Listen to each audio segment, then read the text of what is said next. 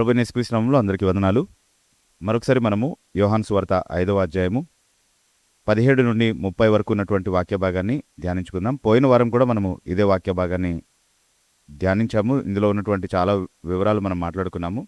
అన్ని వివరాల్లోకి మళ్ళీ వెళ్ళకపోయినప్పటికీ ఈ వాక్య భాగాన్ని కొంచెం స్పష్టంగా అర్థం చేసుకోవడానికి అవసరమైనటువంటి కొన్ని విషయాల్ని మాత్రమే మళ్ళీ చెప్పుకుని, కొన్ని అన్వయింపుకు అవసరమైనటువంటి తలంపుల్ని కూడా మనం ఒకసారి ధ్యానించి ఈ సెక్షన్ని మనం ముగించే ప్రయత్నం చేద్దాం.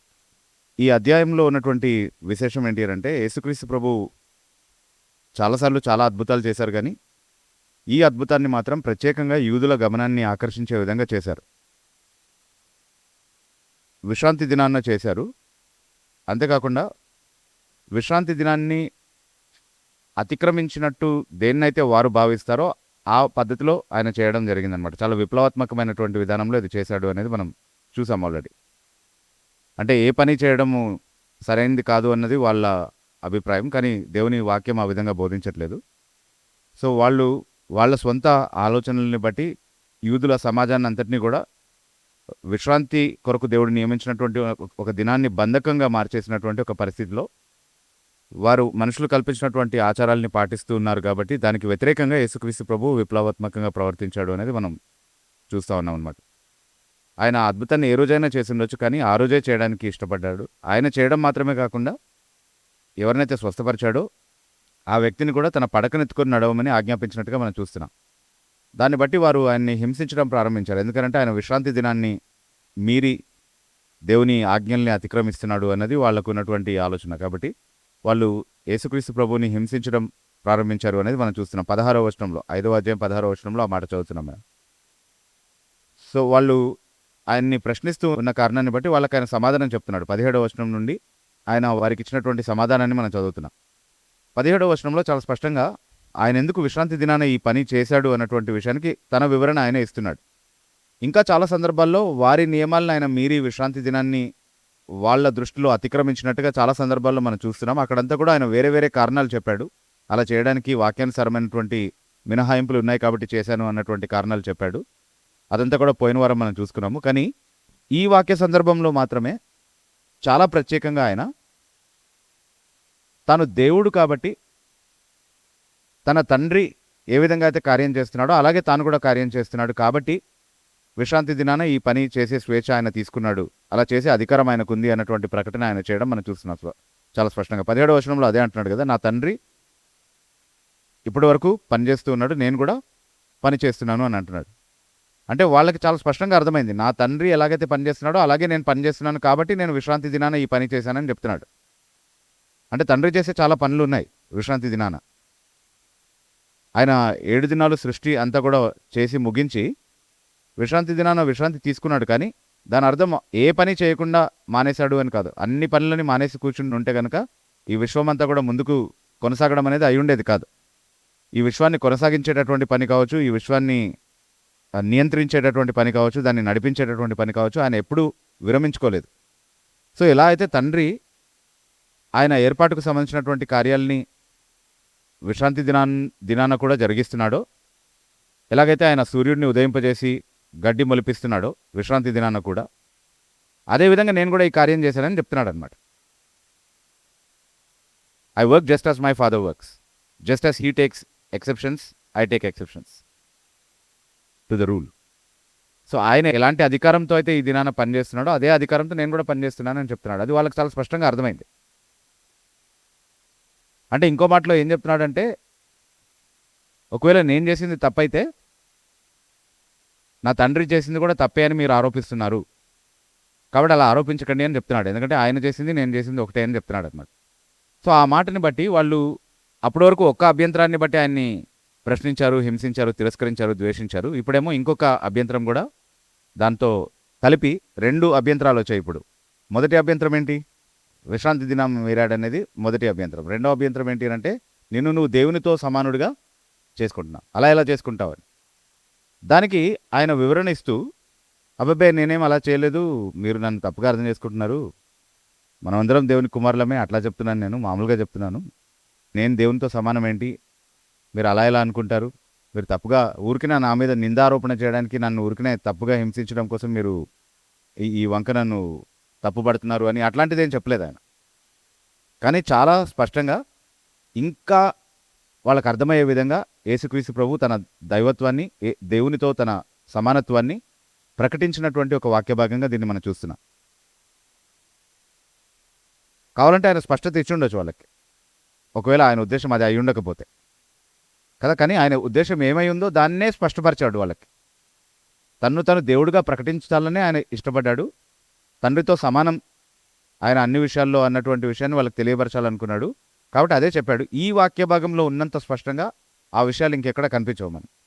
అంటే ఈ వాక్య భాగంలో ఆయన చెప్పినటువంటి విషయాలు ఇంకెక్కడ ప్రస్తావించినట్టుగా మనం చదవం. కాబట్టి ఇది చాలా ప్రాముఖ్యమైనటువంటి వాక్య భాగం అనమాట. యేసుక్రీస్తు ప్రభు తానే తన దైవత్వం విషయంలో సాక్ష్యం ఇచ్చినటువంటి ఒక వాక్య భాగం. తను తండ్రితో సమానమని ప్రకటించినటువంటి ఒక వాక్య భాగం. సో ఇది ఆ రోజు యూదులకి మాత్రమే కాదు, ఈరోజు యేసుక్రీస్తు ప్రభు తండ్రితో సమానుడు కాదు, ఆయన దేవుడు కాదు అని దుర్బోధలు సంఘంలో చేసేటటువంటి వాళ్ళు చాలామంది సంఘంలోకి ప్రవేశించారు కదా, వాళ్ళకు కూడా ఒక చంపపెట్టు లాంటి వాక్య భాగం అనమాట. సో చాలా స్పష్టంగా మొదటి సమానత్వాన్ని తనకు తాను ఆపాదించుకున్నాడు 17వ వచనంలో. తండ్రి ఏ కార్యాలు అయితే చేస్తున్నాడో అవే నేను కూడా చేస్తున్నాను, అంటే క్రియలు చేయడంలో నేను తండ్రితో సమానమని చెప్పాడు. తర్వాత 19వ వచనంలో ఏమంటున్నాడు అని అంటే, కాబట్టి యేసు వారికి ఇట్లు ప్రత్యుత్తరమిచ్చెను, తండ్రి ఏది చేయుట కుమారుడు చూచునో అదే కాని తనంతట తాను ఏదియూ చేయనేరడు. ఆయన వేటిని చేయునో వాటినే కుమారుడును అలాగే చేయును. అంటే తండ్రి చేసేది కాకుండా కుమారుడేది చేయలేడు. సో కుమారుడు ఇప్పుడు ఏం చేశాడు? విశ్రాంతి దినాన స్వస్థపరచాడు. అది తండ్రి చేసే కార్యం కాకపోతే కుమారుడు కూడా అది చేయగలిగినవాడు కాదు, ఎందుకంటే అది తండ్రి చిత్తానికి వ్యతిరేకమై ఉండేది. అంతేకాని దీన్ని చూపించి చాలామంది అదిగో కుమారుడు తనంతట తాను ఏమీ చేయలేడు అని అంటే ఆయన తండ్రితో సమానం ఎలా అవుతాడు మరి? అంటే తండ్రి సహాయం చేస్తేనే ఆయన చేయగలుగుతాడు అన్న భావంలో దాన్ని తీసుకొచ్చే ప్రయత్నం చేస్తారు. అంటే తండ్రితో ఆయన సమానుడు కాదు, తండ్రి కంటే తక్కువ వాడు అన్నటువంటి భావంలో దాన్ని వక్రీకరించే ప్రయత్నం చేస్తారు. కానీ సందర్భంలో ఆయన భావం అది కాదు. 30వ వచనంలో చాలా స్పష్టంగా చెప్తున్నాడు. ఆయన ఏం చెప్తున్నాడు? నా అంతట నేనే ఏమియూ చెయ్యలేను, నేను వినున్నట్లుగా తీర్పు తీర్చుచున్నాను. నన్ను పంపిన వాని చిత్తప్రకారమే చేయగోరుదును గాని నా ఇష్ట ప్రకారము చేయగోరను గనుక నా తీర్పు న్యాయమైనది. ఓకే, ఎందుకు ఆయన తనంతట తాను ఏమీ చేయలేడు అని అంటే తనను పంపిన వాని చిత్త ప్రకారమే అన్నీ చేస్తాడు, తన సొంత ఇష్ట ప్రకారం కాదు. అంటే తనకు ఒక ఇష్టం, తండ్రికి వేరొక ఇష్టం, అట్లాంటిది ఏమీ లేదు. ఇద్దరి చిత్తం ఒకటే. సో చిత్తంలో నేను నా తండ్రితో సమానుడిని అని చెప్తున్నాడు. మేమిద్దరం ఒకే చిత్తం కలిగి ఉన్నాము. ఎలాంటి సంపూర్ణ ఐక్యత ఉందంటే మా ఇద్దరి చిత్తం మధ్యలో, ఆయన చేసిందే నేను చేస్తాను, దానికి భిన్నమైనది నేనేమి చేయలేను, అందుకే నేను చేయలేను అంటున్నాడు. అంతేగాని సామర్థ్యం లేక కాదు. అది చిత్తంలో ఉన్న పరిమితే తప్ప సామర్థ్యంలో ఉన్నటువంటి పరిమితి కాదు అనేది గుర్తుపెట్టుకోవాలి. ఓకే, సో చాలా స్పష్టంగా రెండవదిగా ఎలాగైతే మొదటి ప్రకటనలో నేను తండ్రితో క్రియల్లో సమానమని చెప్తున్నాడు, అట్లాగే రెండవ ప్రకటనలో నేను తండ్రితో ఆయన చిత్తంలో సమానమని చెప్తున్నాడు. ఓకే, మూడవదిగా 20వ వచనం చదువుదాం. తండ్రి కుమారుని ప్రేమించుచు తాను చేయువాటు నెలను ఆయనకు అగపరచుచున్నాడని మీతో నిశ్చయముగా చెప్పుచున్నాను. మరియు మీరు ఆశ్చర్యపడినట్లు వీటికంటే గొప్ప కార్యములను ఆయనకు అగపరచును. ఓకే, తండ్రి తాను చేసేదంతా కూడా కుమారునికి అగుపరుస్తాడు. తండ్రి తనను తాను అగుపరుచుకుంటాడు, తాను చేసేదంతా కూడా కుమారునికి అగుపరుచుకుంటాడు. ఇంకెవరికి తెలియని విధంగా తండ్రి కుమారునికే తెలుసు అని చెప్తున్నాడు. అలా తండ్రి చేసేవన్నీ అర్థం చేసుకునే విధంగా ఒక వ్యక్తికి అగుపరచబడాలంటే ఆ వ్యక్తి తండ్రితో జ్ఞానంలో సమానుడై ఉండాలి. ఎందుకంటే అలా గ్రహించే జ్ఞాన సామర్థ్యం లేకుండా అవన్నీ కూడా అతనికి అగుపరచబడడం అనేది సాధ్యం కాదు కదా. అంటే అన్నీ కనబరుచుకుంటాడు తండ్రి, నాకు అన్నీ చూపిస్తాడు అని చెప్తున్నాడు. సో అన్నీ చూసి గ్రహించగలిగేటటువంటి వాడు, అంటే దేవుడు చేసే అన్ని కార్యాలని చూసి దేవుడు గ్రహించే విధంగా వాటన్నిటిని కూడా గ్రహించగలిగేటటువంటి వాడు జ్ఞానంలో దేవునితో సమానుడై ఉండాలి. ఏ మానవుడు అది చేయలేడు.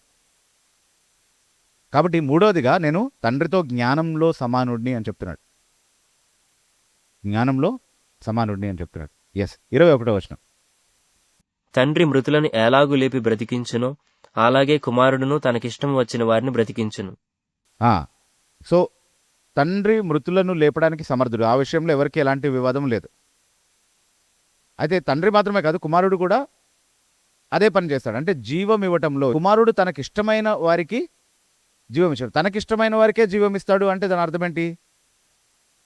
అధికారం ఉంది ఆయనకి నిర్ణయించడంలో, ఎవరికి జీవం ఇవ్వాలి ఎవరికి జీవం ఇవ్వద్దు అని నిర్ణయించడంలో ఆయనకి అధికారం ఉంది. కాబట్టి నేను నా తండ్రితో సార్వభౌమ అధికారంలో సమానుడిని అని చెప్తున్నాడు. తండ్రి ఎలాగైతే తన నిర్ణయం చొప్పున జీవం అనుగ్రహిస్తాడో అట్లాగే జీవం అనుగ్రహించడానికి నాకు కూడా అధికారం ఉందని చెప్తున్నాడు. సో నేను తండ్రితో సమానుడిని అని చెప్తున్నాడు ఈ విషయంలో. అంటే జీవం ఇవ్వడంలో నేను తండ్రితో సమానుడిని అని చెప్తున్నాడు. అందుకే యోహాను సువార్త 10వ అధ్యాయం 30వ వచనంతో సమాంతర వాక్య భాగం, నేను తండ్రి ఏకమై ఉన్నాము అని తన సర్వాధికారం విషయంలో అక్కడ కూడా ఆ ప్రకటన ఆయన చేసినట్టుగా మనం చూస్తున్నాం. ఎవరినూ నా గొర్రెల్ని నా చేతిలో నుండి అపహరించరు, ఎందుకంటే వాటిని నాకు అనుగ్రహించిన తండ్రి అందరికంటే గొప్పవాడు. నా తండ్రి చేతిలో నుంచి వాటిని ఎవరు అపహరింపలేరు. నేనును తండ్రి ఏకమై ఉన్నామని చెప్తాడు ఆ సందర్భంలో. సో ఆయన తండ్రి సర్వాధికారంలో ఏకమై ఉన్నాడు అని ఈ వాక్య భాగంలోనూ ఇతర వాక్య భాగంలోనూ యేసుక్రీస్తు ప్రభు చాలా స్పష్టంగా ప్రకటిస్తున్నట్టుగా మనం చూస్తున్నాం. సో ఇది 4వ ప్రాముఖ్యమైనటువంటి పోలిక. 5వది చదువుదాం, 22వ వచనం. తండ్రి ఎవనికిని తీర్పు తీర్చడు గాని తండ్రిని ఘనపరచునట్లుగా అందరును కుమారుని ఘనపరచవలెనని తీర్పు తీర్చుటకు సర్వాధికారము కుమారునికి అప్పగించి ఉన్నాడు. ఓకే, తీర్పు తీర్చే విషయం గురించి మళ్ళీ మనం మాట్లాడుకుంటాం కాబట్టి అక్కడ ఇంకా కొన్ని వివరాలు మనం నేర్చుకునే ప్రయత్నం చేద్దాం. కానీ ఇక్కడ గమనించాల్సిన ఒక పాయింట్ ఏంటి అంటే తీర్పు తీర్చేటటువంటి అధికారం ఇవ్వడంలో ఒక ఉద్దేశం చెప్తున్నాడు. కుమారుడికి ఎందుకు తండ్రి ఆ అధికారం ఇచ్చాడు అని. ఎందుకు ఇచ్చాడు అంటే తండ్రిని గణపరచునట్లుగా కుమారుణ్ణి కూడా గణపరచాలనే ఉద్దేశంతో సమస్త అధికారాన్ని తండ్రి కుమారునికి ఇచ్చాడు అన్నటువంటి మాట చెప్తున్నాడు. సో ఇక్కడ తండ్రి కుమారునికి ఇచ్చాడు కదా, ఇవ్వకుండా లేదు కదా అన్నటువంటి ప్రశ్న రావచ్చు. కానీ ఇది యేసుక్రీస్తు ప్రభు తన మధ్యవర్తిత్వపు పరిచర్య చేస్తున్నటువంటి సందర్భంలో చెప్పినటువంటి మాట అనేది కూడా మనం గుర్తుపెట్టుకోవాలి. అందుకే తండ్రి చేత ఆయనకి ఇవ్వబడము అన్నటువంటిది ఆయన తన మధ్యవర్తిత్వపు పరిచర్యలో భాగంగా మనుషుల పక్షంగా ఏదైతే తండ్రి నుండి పొందుతాడో దాని గురించి ఇవ్వబడడం అన్నటువంటి భాష మాట్లాడుతున్నాడు ఆయన. అంతేగాని నిత్యత్వంలో తనకు తండ్రితో ఉన్నటువంటి సమానత్వాన్ని గురించి మాట్లాడుతున్నప్పుడు యోహాను సువార్త 17వ అధ్యాయంలో 5వ వచనంలో ఆ తండ్రి లోకం పుట్టక మునుపు నాకు నీ ఎదుట ఏ మహిమ ఉన్నదో ఆ మహిమతో ఇప్పుడు నన్ను మహిమపరచమని అంటున్నాడు. అక్కడ గ్రీక్ ఒరిజినల్లో మీరు చూస్తే కనుక తండ్రితో ముఖాముఖిగా తనకున్నటువంటి మహిమ అంటున్నాడు.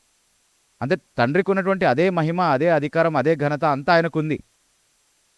కానీ ఇప్పుడు ఇవ్వబడను అన్నటువంటి భాష ఎందుకు వాడుతున్నాడు అని అంటే ఇప్పుడు ఆయన దేవునికి మానవునికి మధ్యలో మధ్యవర్తిగా వ్యవహరిస్తూ స్వచ్ఛందంగా తను తగ్గించుకున్నటువంటి స్థితిలో, దేవుడు ఇస్తేనే పొందేటటువంటి స్థితిలో తను ఉంచుకున్నటువంటి ఆ పరిస్థితిలో ఆయన మాట్లాడుతున్నాడు. ఓకే, అయితే అక్కడ కూడా యోహాను సువార్త 5వ అధ్యాయం 22వ వచనంలో ఏమంటున్నాడు అని అంటే తండ్రి ఘనపరచబడినట్లుగానే కుమారుడు కూడా ఘనపరచబడాలి. అంటే శరీరధారిగా ఉన్నప్పుడు కూడా దేవత్వపు సర్వపరిపూర్ణత శరీరముగా ఆయన యందు నివసించింది. దేవుడై ఉన్నటువంటి ఆ వాక్యమే శరీరధారిగా మన మధ్యకు వచ్చి నివాసం ఉన్నాడు. కాబట్టి తండ్రి ఎలా ఘనపరచబడాలో కుమారుడు కూడా అలాగే ఘనపరచబడాలి. ఇది దేవుని యొక్క ఆజ్ఞ, దేవుని యొక్క నియమం. ఒకవేళ కుమారునికి తండ్రితో సమానమైనటువంటి ఘనత ఉండుండకపోతే అందరూ ఆయన్ని ఆ విధంగానే ఘనపరచాలని చెప్పడం దేవుడే తప్పుడు బోధ చేస్తున్నాడని ఆపాదించడం అయి ఉండేది కదా. ఎందుకంటే దేవునికి ఇవ్వాల్సినటువంటి మహిమ కానీ ఘనత కానీ ఆయన ఎవరితో పంచుకునేటటువంటి వాడు కాదు. యెషయా గ్రంథం 42వ అధ్యాయము 8వ వచనంలో కానీ, యెషయా గ్రంథం 48వ అధ్యాయము 11వ వచనంలో కానీ తనకున్నటువంటి మహిమ ఏ శరీరికి ఆయన ఇచ్చేటటువంటి వాడు కాదు. ఎవరితో తన ఘనతను ఆయన పంచుకోడు. కానీ ఇక్కడ తండ్రి ఎలా ఘనపరచబడతాడో కుమారుడు కూడా అలాగే ఘనపరచబడాలి అని అంటున్నాడు. కాబట్టి ఎవరైతే కుమారుడిని అలా ఘనపరచరో వారు తనను పంపినటువంటి తండ్రిని కూడా ఘనపరచరు. Whoever denies the son denies the one who sent him. So ఈరోజు యేసుక్రీస్తు ప్రభువుని ఘనహీనంగా మాట్లాడేటటువంటి వాళ్ళు, ఆయన దైవ సమానత్వాన్ని గుర్తించకుండా దేవునితో సమానమైనటువంటి ఘనత ఆయనకి ఇవ్వకుండా మాట్లాడేటటువంటి వాళ్ళు కేవలం సాతాను యొక్క అనుచరులు మాత్రమే అన్నటువంటి విషయాన్ని మనం గుర్తుపెట్టుకోవాలి. వారు తండ్రి అయిన దేవుని ఘనపరిచేటటువంటి ఉద్దేశంతో కుమారుణ్ణి తక్కువ చేస్తున్నారని వాళ్ళు చెప్పొచ్చేమో మనకి.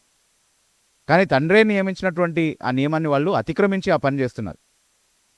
తండ్రితో సమానంగా కుమారుణ్ణి ఘనపరచడం అనేది తండ్రికి నిజమైన ఘనత ఆపాదించడం అవుతుంది తప్ప, అలా కాకుండా నువ్వు కుమారుణ్ణి ఘనపరచను, తండ్రిని మాత్రమే ఘనపరుస్తాను అని చెప్తే తండ్రికి అలాంటి ఘనత వద్దంట, అవసరం లేదంట. నువ్వు కుమారుణ్ణి నాకు సమానంగా ఘనపరచట్లేదు కాబట్టి నాకు అలాంటి ఘనత వద్దంటున్నాడు తండ్రి. సో ఈరోజు యేసుక్రీస్తు ప్రభు దేవునితో సమానమని మనం చెప్తున్నందుకు మనల్ని నరకపాత్రులుగా చేసి మాట్లాడుతున్నారు, మనల్ని సాతాను అనుచరులు చేసేస్తున్నారు.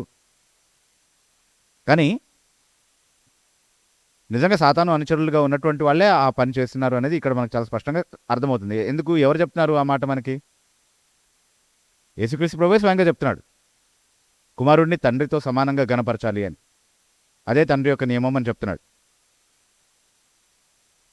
సో, ఈ పరిసయ్యులకు ఆయన సమాధానం చెప్తున్నాడు అన్నటువంటి విషయాన్ని మనం గుర్తుపెట్టుకోవాలి. ఈ 5 పాయింట్లు మాట్లాడుకున్నాం. ఇంకా 2 ఉన్నాయి. పరిసయ్యులకి సూటిగా ఏమని సమాధానం చెప్తున్నాడు అనంటే, తండ్రి చేసే క్రియలే నేను చేస్తున్నాను. ఆయన చిత్త ప్రకారమే నేను పనిచేస్తున్నాను. ఆయన జ్ఞానానుసారంగా నేను చేస్తున్నాను ఏది చేసినా కూడా. ఆయనకున్న అధికారం నాకుంది కాబట్టి దాన్ని నేను వినియోగించుకుంటున్నాను. కాబట్టి మీరు ఆయన్ని ఎలా గనపరుస్తారో అట్లాగే నన్ను కూడా గనపరచండి. లేకపోతే దానికి పర్యవసానాలు ఉంటాయని చెప్తున్నాడు. 24 నుంచి 26 వరకు ఉన్నటువంటి వాక్య భాగంలో ఇతరులకు నిత్య జీవం ఇచ్చేటటువంటి అధికారం ఆయనకుంది అని చెప్తున్నాడు. ఆయన నిత్య జీవం ఇవ్వడానికి వచ్చాడు అన్నటువంటి మాటలు కూడా మనం చదువుతున్నాం కదా. ఒకసారి చదువుదాం అది. నా మాట విని నన్ను పంపిన వానియందు విశ్వాసముంచువాడు నిత్య జీవము గలవాడు. వాడు తీర్పులోనికి రాక మరణములో నుండి జీవములోనికి దాటి ఉన్నాడని మీతో నిశ్చయముగా చెప్పుచున్నాను. మృతులు దేవుని కుమారుని శబ్దము విను గడియ వచ్చుచున్నది, ఇప్పుడే వచ్చియున్నది. దానిని వినువారు జీవింతురని మీతో నిశ్చయముగా చెప్పుచున్నాను.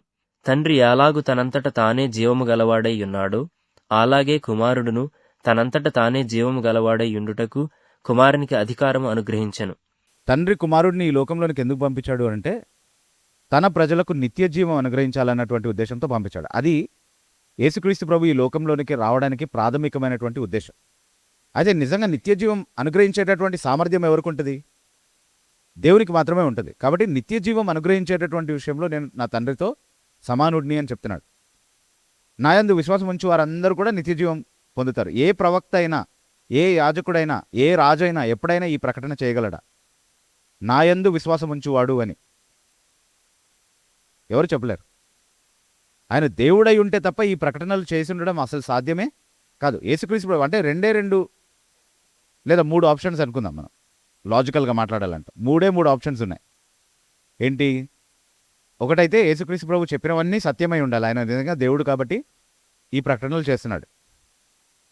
లేకపోతే రెండవది, ఆయన మతి స్థిమితం లేకుండా ఈ మాటలు చెప్పి ఉండాలి.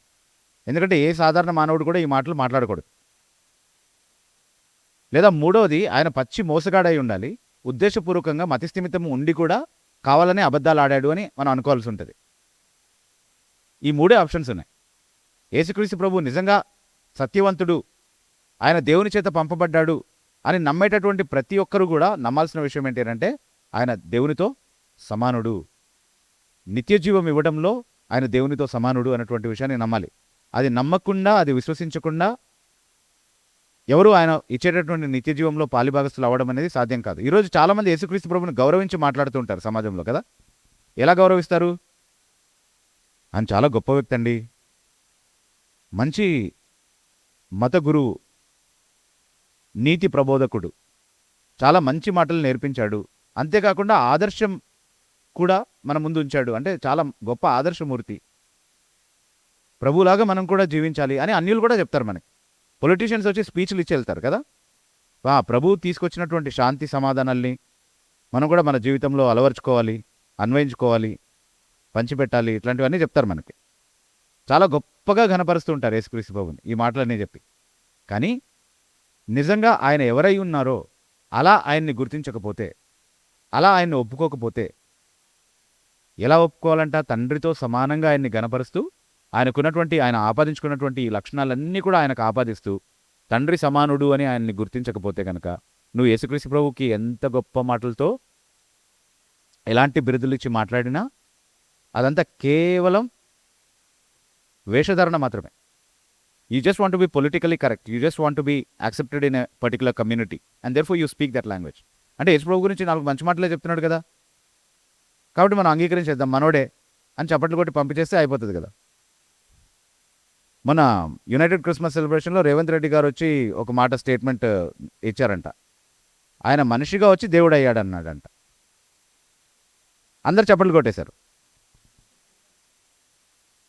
మనిషిగా వచ్చి దేవుడు అయ్యాడని రేవంత్ రెడ్డి గారు చెప్తే ఆయనకు తెలీదు, ఆయన ఏం క్రైస్తవుడు కాదు కదా, ఆయనకు ఎట్లా తెలుస్తుంది థియాలజీ కదా. ఆయన ఏదో మంచి మాటలు చెప్పాలి యేసు ప్రభు గురించి అని చెప్పాడు. కానీ అక్కడ కూర్చున్న క్రైస్తవులు అందరూ చప్పట్లు కొట్టేశారు. అక్కడ కూర్చున్న క్రైస్తవుల కంటే సినీ యాక్టర్ కృష్ణ బెటర్ అంటాను నేను. ఎందుకంటే ఆయన వేసిన రోల్ ఉంది కదా, ఒకసారి యేసుక్రీస్తు ప్రభు రోల్ వేసాడు కదా ఒక సినిమాలో, ఏంటది, శాంతి సందేశం అనుకుంటా. శాంతి సందేశం సినిమాలో ఒక మంచి డైలాగ్ రాశారు. అది డైలాగ్ రైటర్ రాశారు, ఆయన డెలివర్ చేశారు. సో క్రెడిట్ ఎవరికి ఇవ్వాలో నాకు తెలియదు, కానీ basically they are better than these Christians who applauded Revanth Reddy. వాళ్ళు ఏమన్నారంటే, మనిషి దేవుడు కాలేడు కానీ దేవుడు మనిషిగా రావచ్చు అని అన్నాడు. సూపర్ ఉంది కదా, థియోలాజికలీ యాక్యురేట్ కదా. మనిషి దేవుడు కాలేడు, ఎంత కరెక్ట్ స్టేట్మెంట్ అది. మనిషి దేవుడు కాలేడు ఎప్పటికీ, కానీ దేవుడు మనిషిగా రావచ్చు. అలాగే వచ్చాడు యాక్చువల్లీ, అందుకే అలా కనపరచమని అడుగుతున్నాడు, రైట్. అయితే ఇక్కడ మనం అన్వయించుకోవాల్సినటువంటి ఇంకొక కోణం ఏంటి అని అంటే, ఆయన దైవత్వాన్ని గురించి మనం గుర్తిస్తూనే, యేసుక్రీస్తు ప్రభు ఎందు నిమిత్తం ఈ లోకంలోనికి వచ్చాడో దానికోసం కాకుండా వేరే ఏ కారణాన్ని బట్టి మనం ఆయన్ని విశ్వసించినా నీ విశ్వాసాన్ని బట్టి నీకు ఎలాంటి ప్రయోజనము లేదు. ఆయన వచ్చింది నిత్యజీవం ఇవ్వడానికే, రక్షణ భాగ్యం ఇవ్వడానికి ఆయన వచ్చాడు. సో ఆయన అనుగ్రహించేటటువంటి నిత్యజీవానికి సంబంధించినటువంటి విశ్వాసం నువ్వు కలిగి ఉండకపోతే, అందులో నువ్వు ఎదిగి కొనసాగకపోతే, అలాంటి సంబంధాన్ని నువ్వు ఆయనతో కలిగి ఉండకపోతే కనుక, ఆయన రక్షణ గురించి నువ్వు పూర్తిగా అపరిచితుడివి కాబట్టి, కేవలం ఈ జీవితకాలం మట్టుకు మాత్రమే నువ్వు క్రీస్తునందు నిరీక్షించువాడు అయి ఉన్నావు కాబట్టి మనుషులందరికంటే దౌర్భాగ్యుడు. ఆయన అనుగ్రహించడానికి వచ్చినటువంటి ఆ నిత్య జీవాన్నే కలిగి ఉండాలి, దానికోసమే ఆయన వచ్చాడు. ఒకవేళ ఆ నిత్య జీవం కలిగి ఉండకపోతే, నిజంగా ఆయన అనుగ్రహించేటటువంటి రక్షణను అర్థం చేసుకొని ఆయన యందు విశ్వాసం ద్వారా పాపక్షమాపణ పొందడం, నూతన జీవితాన్ని అనుగ్రహంగా పొందడం, ఉచితంగా ఆయన ఇచ్చేటటువంటి నిత్య జీవపు వరాన్ని పొందడం విశ్వాసం ద్వారా అనే సత్యాన్ని మనం అర్థం చేసుకోకపోతే, దానికి మనల్ని మనం లోబరుచుకోకపోతే జరిగే పర్యవసానం ఏంటి అనంటే 27వ వచనం నుండి 29వ వచనం వరకు చెప్తున్నాడు. ఆ పర్యవసానం ఏంటో ఒకసారి చూద్దాం మనం. ఇది తండ్రితో ఆయనకున్నటువంటి 7వ సమానత్వాన్ని కూడా మనకు చూపిస్తూ ఉంది. మరియు ఆయన మనుష్య కుమారుడు గనుక తీర్పు తీర్చుటకు తండ్రి అధికారము అనుగ్రహించెను. దీనికి ఆశ్చర్యపడకుడి, ఒక కాలము వచ్చుచున్నది, ఆ కాలమున సమాధులలోనున్న వారందరూ ఆయన శబ్దము విని, మేలు చేసిన వారు జీవ పునరుద్ధానమునకును, కీడు చేసిన వారు తీర్పు పునరుద్ధానమునకును బయటికి వచ్చెదరు. ఇక్కడ తండ్రితో ఆయనకున్నటువంటి 7వ సమానత్వం ఏంటి అని అంటే, తీర్పు తీర్చే అధికారం తండ్రికి ఎలా ఉందో అలాగే కుమారుడికి కూడా ఉంది. సో 7 విషయాలు మనం ఆయన తండ్రితో సమానుడిగా ప్రకటించుకున్నాడని చెప్పాం కదా, ఆ 7 విషయాలు వచ్చేసాయి ఇక్కడ. వీటిని గుర్తుపెట్టుకుందాం మనం. గుర్తున్నాయా అన్ని? ఏంటి? క్రియలలో సమానం, చిత్తంలో సమానం, జ్ఞానంలో సమానం, సార్వభౌమ అధికారంలో సమానం, ఘనతలో సమానం, నిత్యజీవం అనుగ్రహించడంలో సమానం, తీర్పు తీర్చడంలో కూడా సమానం. అది గుర్తుపెట్టుకోండి, ఎప్పుడు కూడా మర్చిపోవద్దు. దానికి ఏ వచనం వివరణగా మనము అర్థం చేసుకోవాలో కూడా దాన్ని కూడా గుర్తుపెట్టుకోండి. ఓకే, ఇది రికార్డింగ్ కూడా ఉంది కాబట్టి మళ్ళీ మళ్ళీ విని దాన్ని నేర్చుకునే ప్రయత్నం చేయండి. అయితే యేసుక్రీస్తు ప్రభు అనుగ్రహించేటటువంటి నిత్య జీవాన్ని మనం పొందకపోతే ఏంటి పరిస్థితి అనంటే, ఆయన ఏమంటున్నాడంటే, ఈరోజు మీరు నన్ను తీర్పు తీరుస్తున్నారు కదా, నేను విశ్రాంతి దినాన్ని అతిక్రమించానని చెప్పి అన్యాయపు తీర్పు తీరుస్తున్నారు కదా, కానీ ఒకానొక రోజు నేను తీర్పరిగా సింహాసనం మీద కూర్చోబోతున్నాను. అప్పుడు మీ అందరూ నా ముందు నిలబడతారు, మనుషులందరూ నా ముందు నిలబడతారు. అంటే అప్పుడు మీ తీర్పు దినం అంటే అది అప్పుడెప్పుడో చివర వస్తుంది కదా, తర్వాత ఎప్పుడో వస్తుంది కదా అని అనుకోవడానికి లేదు. ఎందుకంటే మొదటి మానవుడు మొదలుకొని చివర జీవించేటటువంటి మనిషి వరకు చనిపోయిన వారందరూ కూడా ఆయన తీర్పరిగా వచ్చినప్పుడు ఆయన స్వరం విని సమాధుల్లో నుండి లేస్తారని. అంటే అందరికీ సమాధులు ఉండవు కదండి, కొంతమంది సముద్రంలో చచ్చిపోయి ఉంటారు, కొంతమంది బాంబు పేలుళ్ళలో చచ్చిపోయి ఉంటారు, లేకపోతే ఇంకెలాగైనా చనిపోయి ఉంటారు అని. అంటే పాయింట్ ఏంటి అని అంటే, సమాధుల్లో నుంచి బయటకు వస్తారు అన్నటువంటి అలంకారానికి అర్థం ఏంటి అని అంటే, చనిపోయిన వాళ్ళందరూ లేస్తారు, చనిపోయిన వాళ్ళందరూ ఆయన స్వరాన్ని వింటారు అని అంటున్నాడు. ఈ వాక్య భాగంలో చనిపోయిన వారు ఆయన స్వరాన్ని వినడం గురించి ఇంతకుముందు కూడా చదివాం కదా మనం. 21వ వచనం, కుమారుడు తనకి ఇష్టం వచ్చిన వారిని బ్రతికిస్తాడు అని అంటున్నాడు. అలాగే 25వ వచనం, ఇప్పుడు కుమారుడు తనకి ఇష్టమైన వారిని బ్రతికిస్తాడు అని 21వ వచనంలో చెప్తున్నాడు కదా. అలాగే 25వ వచనంలో కూడా అదే మాట చూస్తున్నాం మనం. ఏంటది? మృతులు దేవుని కుమారుని శబ్దం విను గడియ వచ్చుచున్నది, ఇప్పుడే వచ్చి ఉన్నది, దానిని వినువారు జీవింతురు. అయితే ఇక్కడ యేసుక్రీస్తు ప్రభు శరీరధారిగా ఉన్నప్పుడు కొంతమందిని మృతుల్లో నుండి లేపాడు కదా. ఎవరెవరిని లేపాడు? కొన్ని ఉదాహరణలు చెప్తారా? లాజర్ని లేపారు, ఇంకా అదే యాయిరు కుమార్తెని లేపాడు. అంటే ఆమె చనిపోయిందో లేకపోతే నిద్రించిందో ఆ కన్ఫ్యూజన్ ఉంది, కానీ చనిపోయింది అనుకున్నా సరే లాజర్ని లేపినట్టుగా ఈవెన్ లేపడమే అసంభవం కాదు కాబట్టి లేపాడు అని అనుకుందాం. ఇంకా విధవరాలి కుమారుడిని అయితే ఖచ్చితంగా వాళ్ళు సమాధి చేయడానికి తీసుకెళ్తూ ఉంటే లేపాడు కదా. అలా ఆయన స్వరం విని లేచిన వాళ్ళు ఉన్నారా? అక్షరాల ఉన్నారు. సో ఆ గడియ వచ్చింది, ఇప్పుడే వచ్చి ఉన్నది అన్నటువంటి మాటలో ఆ భావం ఉంది. అయితే దానికి ఒక ఆత్మీయ భావం కూడా తప్పకుండా ఉంది. అంటే ఆత్మీయంగా చనిపోయినటువంటి వారందరూ కూడా ఎలా బ్రతికించబడతారు? ఎవరు వారిని మృతుల్లో నుండి సజీవులుగా అవ్వమని ఆజ్ఞాపించి లేపేది? యేసుక్రీస్తు ప్రభువే. స్వార్థ ద్వారా వెళ్ళేది కూడా ఆయన స్వరమే. అది కాపరి స్వరం కదా. నా గొర్రెలు నా స్వరం వింటాయి. ఆ గొర్రెలు మొదట ఆయన స్వరం విన్నప్పుడు వాళ్ళు ఏ స్థితిలో ఉన్నారు? చనిపోయిన స్థితిలో ఉన్నారు. వాళ్ళు బ్రతికించబడ్డారు. మృతులు బ్రతికించబడ్డారు. ఎలా? మనుష్య కుమారుని స్వరం విని బ్రతికించబడ్డారు. కాబట్టి ఇది ఆత్మీయమైనటువంటి ప్రభు శరీరధారిగా ఉన్న దినాల్లో అది మొదలుకొని ఇప్పుడు వరకు కూడా కొనసాగేటటువంటి ఒక అద్భుతాన్ని గురించి ఇది మాట్లాడుతుంది. ఇప్పుడే వచ్చి ఉన్నది అని అంటున్నాడు కదా ఆ గడియ. అంటే ఆయన మాట్లాడుతున్నటువంటి ఆ సమయంలో కూడా ఆ గడియ వచ్చింది. అందుకే నిత్య జీవాన్ని అనుగ్రహించే మాటలు మాట్లాడుతున్నాడు కదా. అక్కడ 24వ వచనం నుండి నిత్య జీవాన్ని అనుగ్రహించే దాని గురించి మాట్లాడుతున్నాడు. సో నిత్య జీవం అనుగ్రహించబడ్డం అనేది ఎప్పుడు ప్రారంభమవుతుంది అంటే ఈ జీవితంలోనే ప్రారంభమవుతుంది. ఏ వ్యక్తి అయితే యేసుక్రీస్తు ప్రభువునందు విశ్వాసం ఉంచుతాడో అతనికి తర్వాత ఎప్పుడో కాదు నిత్య జీవం వచ్చేది. ఇప్పుడు నుండే నిత్య జీవం ప్రారంభమైంది. అది ఇంకెప్పుడు అంతం కానటువంటి జీవితం. అది ఎలా ప్రారంభమైంది? మృతుడు నిత్యము జీవించే స్థితికి ఎలా వచ్చాడు అంటే అతను మనుష్య కుమారుని స్వరం విన్నాడు కాబట్టి. కాకపోతే 28వ వచనంలో చెప్తున్నాడు కదా సమాధుల్లో ఉన్న వాళ్ళు బయటకు వస్తారు అని. అది ఇప్పుడు జరిగేటటువంటి కార్యాన్ని గురించి మాట్లాడట్లేదు. అది భవిష్యత్తులో జరగబోయేటటువంటి తీర్పును గురించి మాట్లాడుతున్నాడు. ఖచ్చితంగా అలాంటి ఒక దినం వస్తుంది.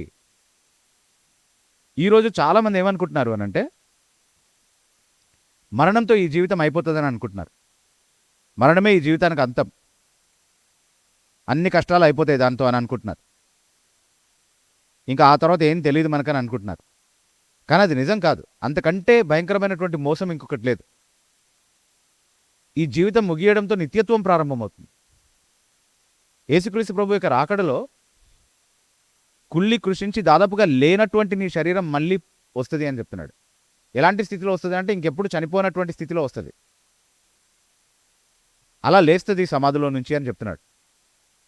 అంటే అలా పునరుద్ధానంగా లేచినటువంటి మనుషులు 2 రకాల పునరుద్ధానాలు కలిగి ఉంటారని చెప్తున్నాడు.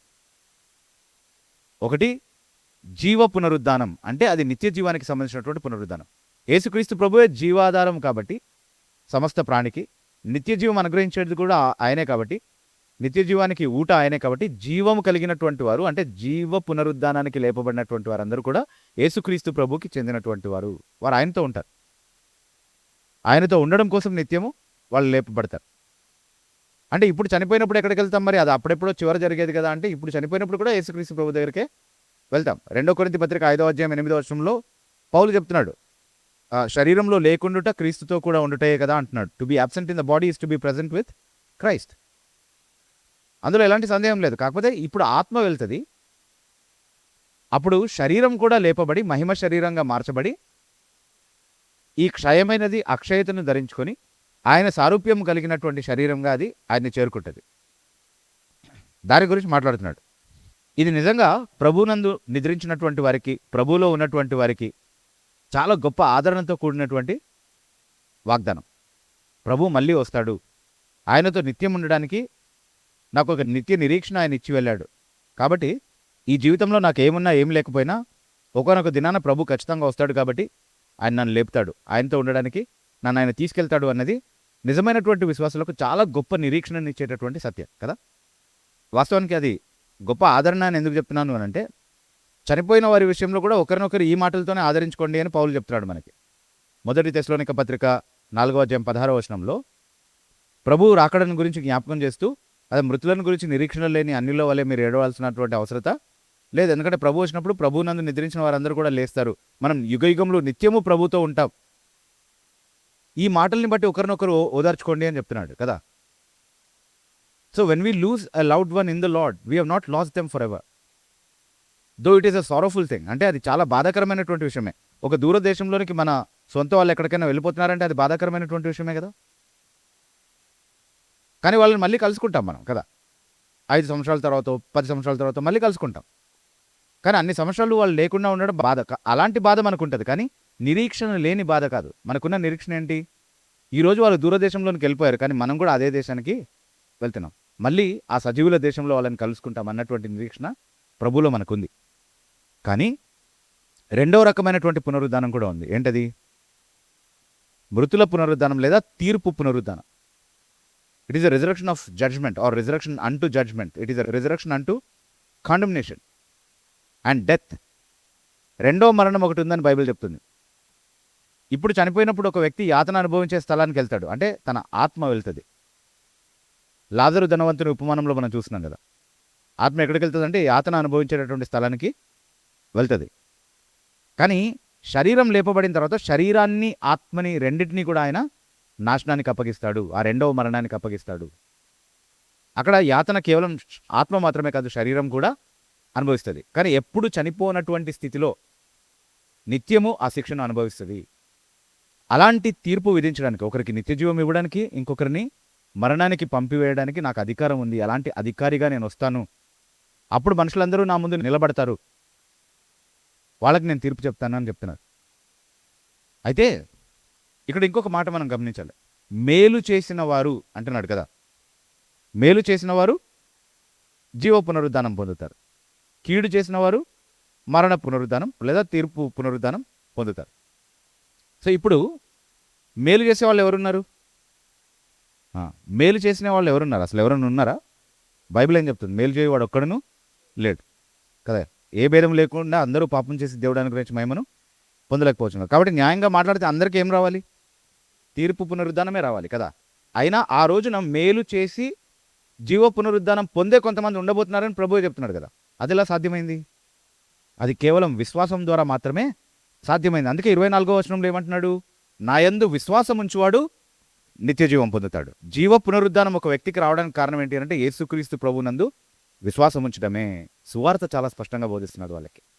తాను దేవునితో సమానమని చెప్తూనే చాలా స్పష్టంగా వారికి సువార్త ఆయన బోధిస్తా ఉంది. ఎస్, మేలు చేయవాడు అంటే ఇప్పుడు మనం ఎవరం మేలు చేసిన వాళ్ళం కాదు, కానీ విశ్వాసం ద్వారా మనం నీతిమంతులుగా తీర్చబడతామని వాక్యం చెప్తుంది. సో నిత్యజీవం రావాలంటే నీతిమంతులు అవ్వాలి. ఆ నీతి దేని వల్ల కలుగుతుంది అంటే కేవలం విశ్వాసం ద్వారా మాత్రమే కలుగుతుంది. యేసుక్రీస్తు ప్రభువునందు విశ్వాసం ద్వారా. దీన్ని దృఢపరిచేటటువంటి చాలా వాక్య భాగాలు ఇంకా ఉన్నాయి మనకి. రోమిలకు రాసిన పత్రిక అంతా కూడా అదే కదా వాస్తవం. ఏ క్రియ లేకుండా కేవలం విశ్వసించడం కారణంగా మాత్రమే మనం నీతిమంతులుగా తీర్చబడ్డాం. సో మనం మేలు చేయు వారిగా ఎలా పరిగణించబడ్డాము? మేలు మాత్రమే చేసిన వారిగా దేవుని దృష్టిలో ఎలా నిలబడుతున్నాము? అంత పాపాత్ములమైనప్పటికీ కూడా కేవలం విశ్వాసం ద్వారా, అంటే యేసుక్రీస్తు ప్రభు చేసినటువంటి శిలువ పైన ఆయన చేసినటువంటి ఆ కార్యం ద్వారా మనకు రావాల్సినటువంటి శిక్ష అంతా కూడా ఆయన మన స్థానంలో అనుభవించాడు. మనం చెల్లించాల్సినటువంటి జరిమానా ఆయన సంపూర్ణంగా మన పక్షంగా చెల్లించాడు. కాబట్టి ఇక మనం చెల్లించాల్సిందేమీ లేదు. ఆయన నీతి ఉచితంగా మనకు ఆపాదించబడింది. మన పాపాలు ఆయన పైన మోపబడి ఆయన మన శిక్షను అనుభవించాడు. కాబట్టి ఆయన ఎంత నీతిమంతుడుగా ఉన్నాడో అంతే నీతిమంతుడుగా దేవుడు మనల్ని చూస్తున్నాడు. మనం మేలు చేసిన వారమయ్యాం. ఆ విధంగా కీడు చేసి అంటే విశ్వాసం ఉంచడం మేలు చేయటము, అవిశ్వాసంగా ఉండటం కీడు చేయడం. అంతే. ఈ సందర్భంలో విశ్వాసం ఉంచడము మేలు చేయడం, అవిశ్వాసులుగా ఉండడం కీడు చేయడం. దేవుని ప్రీతిపరిచే ఎలాంటి కార్యాలు మేము చేయాలని తర్వాత అధ్యాయంలో అడుగుతారు యూదులు. యోహాను సువార్త 6వ అధ్యాయంలో 29వ వచనంలో ప్రభు చెప్తున్నాడు, ఆయన పంపిన వాని యందు విశ్వాసం ఉంచడమే దేవుని క్రియ అంటున్నాడు. అంటే విశ్వాసం ఉంచడాన్ని ఒక క్రియగా చెప్తున్నాడు. అదొక మంచి క్రియ. అది మాత్రమే మిగతా అన్ని క్రియల్ని మంచిదిగా చేసేటటువంటి మంచి క్రియ. నువ్వు చేసే మిగతా అన్ని క్రియలు దేవునికి అంగీకారంగా, మంచిదిగా, మేలుగా పరిగణించబడడానికి కారణం ఏంటి అని అంటే ఈ మంచి క్రియ. ఏంటది? ఆయన పంపిన వాని యందు విశ్వాసం ఉంచడం. ఆ విశ్వాసం ద్వారా నువ్వు మేలు చేసిన వాడిగా పరిగణించబడతావు. కాబట్టి జీవ పునరుద్ధానం నీకు అనుగ్రహించబడుతుంది అని చెప్తున్నాడు. సో మిగతా వాళ్ళందరూ కూడా తీర్పు తీర్చబడడానికి కారణం ఏంటి అంటే వాళ్ళు దేవుడు చేసినటువంటి ఈ ఏకైక ఏర్పాటును తిరస్కరించి యేసుక్రీస్తు ప్రభునందు వాళ్ళు విశ్వాసం ఉంచలేదు. సో ఇక్కడ పరిసయ్యులకు కూడా అదే చెప్తున్నాడు. మీరు నా యందు విశ్వాసం ఉంచక నన్ను తిరస్కరించారు, నన్ను చంపాలని చూస్తున్నారు. దాన్ని బట్టి మీకు మీరే ఏమని తీర్పు తీర్చుకున్నారు అని అంటే మీరు కేవలం తీర్పు పునరుద్ధానానికి, మరణ పునరుద్ధానానికి మాత్రమే అర్హులు. కాబట్టి సమాధుల్లో నుండి కూడా మిమ్మల్ని లేపి నా ముందు నిలబెట్టి మీకు అదే తీర్పు చెప్తానని చెప్తున్నాడు అనమాట వాళ్ళు. ఈ రోజుతో అయిపోయిందని అనుకోవద్దు. ఈరోజు నా సహనానికి సంబంధించినటువంటి దినం. This is the day of my peace and my patience and therefore I will not deal with you in my power and in justice and in wrath. ఈరోజు నా ఉగ్రత కనబరచకపోవడానికి కారణం ఏంటి అంటే ఇంకా నా సహనము దీర్ఘశాంతము చూపించేటటువంటి కాలంలో మీరున్నారు కాబట్టి. కానీ అది అంతమయ్యేటటువంటి ఒక సమయం వస్తుంది. అప్పుడు నేను తీర్పరిగా వస్తాను.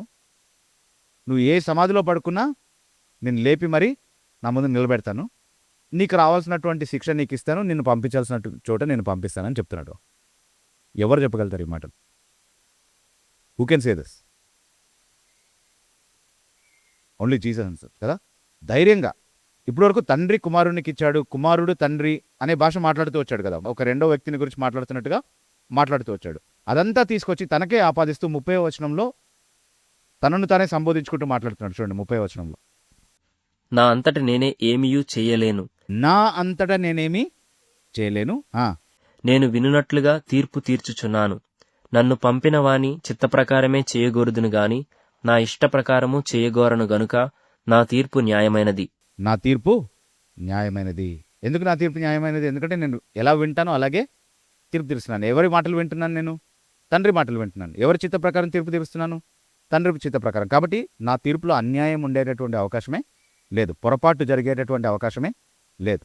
నా అంతటి నేను చేయట్లేదు అది. సో తీర్పు తీర్చే కార్యం అంటే ఇప్పుడు రక్షించే కార్యం మొదలుకొని చివరికి తీర్పు తీర్చే కార్యం వరకు మొత్తం తండ్రి చిత్త ప్రకారమే నేను చేస్తున్నాను. అందుకే నా అంతటి నేనేమి చేయలేండి. నేను నా సొంత చిత్తం చేయడానికి రాలేదు, కానీ నన్ను పంపిన తండ్రి చిత్తం చేయడానికే నేను వచ్చానని చెప్తున్నాడు. చాలా సందర్భాల్లో చెప్పాడు ఈ మాట. సో అదే చెప్తున్నాడు అనమాట. సో ఈ వాక్య భాగం నుండి మనం నేర్చుకోవాల్సినటువంటి గొప్ప పాఠాలు ఉన్నాయి కదా. యేసుక్రీస్తు ప్రభు యొక్క దైవత్వాన్ని మనం ఎప్పుడు తక్కువ చేయకుండా జాగ్రత్త పడతాం. అలా తక్కువ చేసి మాట్లాడేటటువంటి వారిని ఎలా వివేచించాలో, వాళ్ళని ఎలా నరక శిక్షకు పాత్రులుగా ప్రకటించాలో మనం నేర్చుకుందాం. యేసుక్రీస్తు ప్రభు అదే చేశాడు. తర్వాత యేసుక్రీస్తు ప్రభుని మనం ఎలా గణపరచాలంట? తండ్రిని గణపరిచిన విధంగా మనం ఆయన్ని గణపరచాలి. ఆయన్ని గణహీనపరిచే వారితో ఎలాంటి సహవాసం మనకు ఉండడానికి వీల్లేదు. వాళ్ళు సాతాను అనుచరులు అన్నటువంటి విషయాన్ని మనం ప్రకటించడానికి ఏమాత్రం సంకోచం అవసరం లేదు. యేసుక్రీస్తు ప్రభుని తండ్రితో సమానంగా మనం ఘనపరచాలి అని చెప్తున్నారు. ఆయన ఎందుకు విశ్వసించకపోతే మనకు నిత్య జీవం లేదు. మనం అడగాల్సినటువంటి ప్రశ్న ఏంటి అంటే, నేను నిజంగా నా పాపాలు క్షమించబడే విధంగా, నా జీవితాన్ని ఆయనకు సమర్పించుకోగలిగే విధంగా, ఆయన నాలో చేసేటటువంటి నూతన సృష్టి అనేటటువంటి ఆ కార్యం నాలో జరిగించే విధంగా, అప్పటి నుండి ఆయన చిత్తమే నాలో జరిగించేటటువంటి మార్పు నా హృదయంలో కలిగించే విధంగా నేను ఆయన్ని విశ్వసించానా లేదా, నా జీవితాన్ని ఆయనకి సమర్పించుకున్నానా లేదా అనేది చాలా ప్రాముఖ్యమైనటువంటి ప్రశ్న. అలా జరగకపోతే దానికి పర్యవసానాలు ఉంటాయని ఎవరు చెప్తున్నారు? మరణించి స్వయంగా పునరుద్ధానుడిగా లేచొచ్చినటువంటి ప్రభువే చెప్పాడు. పరలోకంలో నుండి దిగి వచ్చి పరలోక సంగతుల్ని మనకి ప్రత్యక్ష సాక్షిగా ప్రకటించినటువంటి ప్రభువు చెప్తున్నటువంటి మాట. ఎవరు చూసి వచ్చారండి? నరకం ఎవరు చూసి వచ్చారు? పరలోకం ఎవరు చూసి వచ్చారు? ఈ జీవితం తర్వాత ఇంకొక జీవితం ఉంటుందని బ్రతికొచ్చి చెప్పిన వాళ్ళు ఎవరున్నారండి మనకి? అంటే బ్రతికొచ్చి ఒకరు చెప్పినా నువ్వు నమ్మవు. ఎందుకంటే బ్రతికొచ్చే ఒకరు చెప్తున్నారు. ఆ బ్రతికొచ్చిన ఆయన చెప్పినటువంటి మాటలే ఇవి. ఆయన బ్రతికిన తర్వాత ఈ మాటలు రాయబడ్డాయి కదా. ప్రత్యక్ష సాక్షులే రాశారు కదా ఈ మాటలు. కానీ నువ్వు నమ్మవు. నమ్మొద్దు అని అనుకుంటే నువ్వు నమ్మవు అంతే. ఎన్ని సాకులైనా చెప్తావు. కానీ నాకు ఆధారం లేదు, నేను ఎప్పుడు చూడలేదు, అలాంటి వాళ్ళు ఎవరూ లేరు అని అనుకోవద్దు. యేసుక్రీస్తు ప్రభువే స్వయంగా మరణాన్ని జయించి జీవాన్ని అనుగ్రహించడానికి సామర్థ్యం కలిగినటువంటి వాడిగా ఉండి పరలోక నరకాల వాస్తవికతను ధృవీకరించగలగడానికి ఏకైక ప్రమాణంగా ఉన్నటువంటి యేసుక్రీస్తు ప్రభువే చెప్తున్నటువంటి మాట ఏంటి అంటే, ఈ జీవితం అంతం కాదు, ఈ జీవితం తర్వాత నిత్య జీవం ఉంది, పరలోకం ఉంది, నరకం ఉంది, అది అనుగ్రహించేటటువంటి అధికారం నాకే ఉంది. కాబట్టి నా యందు విశ్వాసం ఉంచు. నన్ను తిరస్కరిస్తే వేరే ప్రత్యామ్నాయం ఏమీ లేదు. కాబట్టి నువ్వు నరకపాత్రుడివి మాత్రమే అవుతావు, నరక శిక్షకు అప్పగించబడతావు అని చెప్తున్నారు. ఇక్కడితో నేను ఆపుతాను. తర్వాత వచ్చే వాక్య భాగంలో ఆయన తనంతట తాను సాక్ష్యం ఇవ్వట్లేదు. ఈ విషయాలన్నీ కూడా తనతో పాటు ఎవరెవరు సాక్ష్యం ఇస్తున్నారు అన్నటువంటి విషయాలని గురించి మాట్లాడుతున్నాడు. తర్వాత ఉన్నటువంటి వాక్య భాగంలో ఈ అధ్యాయం చివరిలో 31 నుంచి ఉన్నటువంటి వాక్య భాగం ఏదైతే ఉందో దాన్ని మనం తర్వాత అధ్యయనం చేద్దాం. వచ్చే వారం మనం నేర్చుకుందాం. కానీ ఈ విషయాలను మాత్రం మనం గుర్తుపెట్టుకుందాం. యేసుక్రీస్తు ప్రభుతో మనకున్నటువంటి సంబంధం ఏంటి, ఆయన గురించి మనకున్నటువంటి అవగాహన ఏంటి, ఆయన విషయంలో ఎలాంటి వైఖరిని మనం కలిగి ఉన్నాం, ఎలా మనం ఆయన్ని ఘనపరుస్తున్నాం, తండ్రికి ఇచ్చేటటువంటి అదే ఘనత ఆయనకి ఇస్తున్నామా, ఆయనకు అంగీకారమైనటువంటి ఆరాధన మనం ఆయనకి ఇస్తున్నామా, అలాగే ఆయన కోరిన విధంగా మనం ఆయన్ని విశ్వసించి నిత్యజీవం కలిగినటువంటి వారం అన్నటువంటి నిశ్చయత మనకుందా, లేదా సమాధుల్లో ఉన్నప్పుడు ఆయన స్వరం విని అప్పుడు ఈ వాస్తవాలన్నీ వాస్తవమే అని గుర్తిరిగి ఏమీ చేయలేనటువంటి పరిస్థితిలో, నిస్సహాయ స్థితిలో ఆయన ముందు నిలబడతావు. ఈరోజు మనకు యేసుక్రీస్తు ప్రభునందు నిత్యజీవం ఉంటే కనుక ఆయన వచ్చి భూమిని, ఆకాశాన్ని, సముద్రాన్ని, సర్వ సృష్టిని కంపింపజేసేటటువంటి తన స్వరాన్ని వినిపించినప్పుడు నువ్వు దానికి భయపడాల్సినటువంటి అవసరం ఉండదు. ఎందుకంటే నువ్వు ఆనందంతో, నిశ్చేతతో ఆయన ధరించినటువంటి అదే మహిమను ధరించిన వాడిగా ఆయన ముందు నిలబడతావు. అది లేకపోతే పంచభూతాల్ని లయం చేయగలిగేటటువంటి ఆయన శక్తి ముందు ఎవరూ నిలవదగినటువంటి వారు కాదు. ఎన్ని చేతులు కలిసినా ఆయన శక్తిని అధిగమించేటటువంటి శక్తి ఏది ఉండదు. నువ్వు ఏ పర్వతాలకి మొరబెట్టుకున్నా, ఏ పర్వతాలు ఆయన ఉగ్రత నుండి నిన్ను దాచడానికి సమర్థవంతమైనవి కావు. ఆయన సర్వజ్ఞమైనటువంటి కళ్ళ నుండి నిన్ను దాచగలిగేటటువంటి ఏ దాగుచోటు నీకుండదు. There is no place where you can take refuge from his wrath. కానీ ఈరోజు ఉంది ఆ అవకాశం. యెహోవా దొరుకు దినమున ఆయనను వెరుకుడు. నా వద్దకు వచ్చేవాడిని నేను ఎన్నడూ త్రోసివేయను. ఆయన వాగ్దానాలను మనం జ్ఞాపకం ఉంచుకుందాం, అన్వయించుకుందాం. అలా చేయగలిగేటటువంటి కృప దేవుడు మన అందరికీ అనుగ్రహిస్తుందాక. దేవుడి కొద్ది మాటలు దీవిస్తుందాక.